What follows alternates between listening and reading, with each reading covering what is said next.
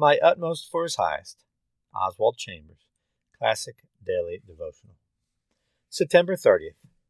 The Commission of the Call. Who now rejoice in my sufferings for you, and fill up that which is behind of the afflictions of Christ in my flesh for His body's sake. Colossians 1:24. We make calls out of our own spiritual consecration, but when we get right with God, He brushes all these aside and rivets us with a pain that is terrific to one thing we never dreamed of. And for one radiant, flashing moment, we see what God is after, and we say, "Here am I, send me." This call has nothing to do with personal sanctification, but with being made broken bread and poured out wine. God can never make us wine if we object to the fingers He uses to crush us with.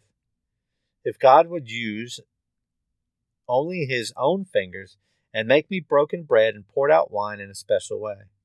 But when He uses someone whom we dislike, or some set of circumstances to which we said we would never submit, and make those the crushers, we object.